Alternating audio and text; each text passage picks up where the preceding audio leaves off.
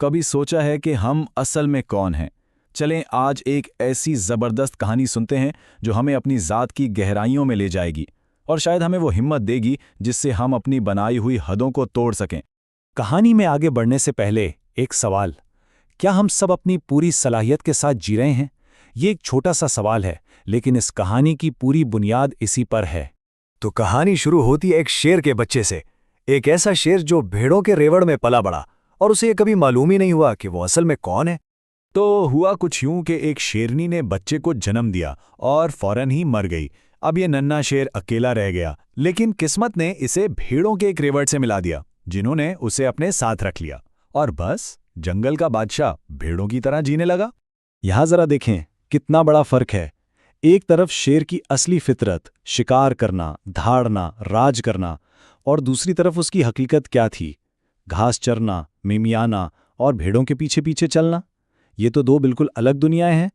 सोचने की बात है ना, वो बड़ा होकर एक पूरा जवान शेर बन गया, लेकिन दिमाग से वो खुद को भेड़ी समझता रहा। इससे पता चलता है कि हमारा माहौल हमारी सोच पर कितना गहरा असर डाल सकता है। और फिर कहानी में एक ट्विस्ट आता है। एक बूढ़ा तजुर्बाकार शेर वहां आ निकलता है और उसकी नजर उस नौजवान शेर पर पड़ती है। यही वो मुलाकात थी जिसने सब कुछ बदल देना था। जरा सोचें उस बूढ़े शेर को कैसा लगा होगा। उसने देखा कि एक शेर भेड़ों के साथ घास चढ़ रहा है। ये तो बिल्कुल ही अजीब बात थी। बस उसने फैसला कर लिया कि वो इस नौजवान शेर को उसकी असलियत दिखाकर रहेगा। तो बूढ़ा शेर जैसे ही आगे बढ़ा, भगदड़ मच गई। सारी भेड़ें डरकर भागें, और हैरान की बात यह है कि वो नौजवान शेर भी एक भेड़ की तरह ही डरकर भागा, अपनी सारी ताकत के बावजूद। आखिरकार बूढ़े शेर ने उसे पकड़ ही लिया। और जानते हैं उसने क्या कहा? उसने कहा, खुदा के लिए मुझे छोड़ दो, मैं तो एक मामूली सी भेड़ हूं। सोचें जरा, एक शेर ये कह रहा है। यहां से कहानी का क्लाइमैक्स शुरू होता है। वो लम्हा जब सच्चाई सामने आने वाली थी, एक दरिया का किनारा और एक ऐसा अक्स जो सब कुछ बदलने वाला था। बूढ़ा शेर समझ गया था कि बातों से काम नहीं चलेगा, उसे कुछ दिखाना पड़ेगा। उसने बड़े मजबूत लहजे में कहा, पानी में अपना चेहरा देखो। नौजवान शेर डरते डरते दरिया के किनारे गया। उसने झुककर पानी में देखा और वहां उसे अपना असली चेहरा नजर आया। एक ऐसा चेहरा जो उसने पहले कभी नहीं देखा था। एक सेकंड में सब कुछ बदल गया। वो कोई भेड़ नहीं था, वो तो एक शेर था, एक असली ताकतवर शेर। और जैसे ही उसे अपनी हकीकत का एहसास हुआ, उसके अंदर से एक गूंज निकली। ये कोई मिमियाना नहीं था, ये एक दहाड़ थी, ऐसी दहाड़ जिसने पूरे जंगल को हिला दिया। तो ये कहानी सिर्फ एक जानवर की नहीं है, असल में ये हम सब की कहानी है। चलें देखते हैं कि इस कहानी का असल मतलब क्या है और ये हमारी जिंदगियों पर कैसे लागू होती है।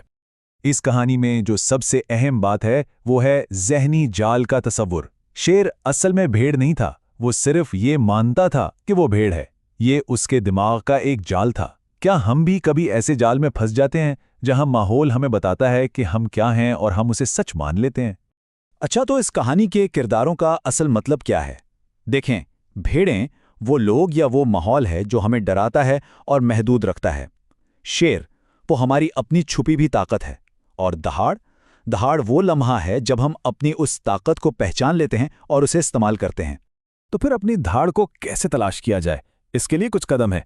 सबसे पहले इस झूठी कमजोरी को फेंक दें जो माहौल ने हम पर थोप दी है।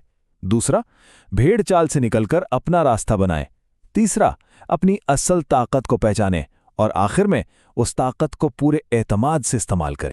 बिल्कुल, कहानी का पैगाम यही है कि हम में से कई लोग इस शेर की तरह ज़हनी तौर पर भेड़ों के हुजूम में फंसे हुए हैं, लेकिन इस हुजूम से ऊपर उठना, इस जाल को तोड़ना जरूरी है। तो आखिर में एक सवाल सबके लिए, अगर हम अपने सारे डर, सारी हदें तोड़ दें, तो हमारी अपनी कामयाबी की धाड़ कैसी होगी? जरा सोचिएगा।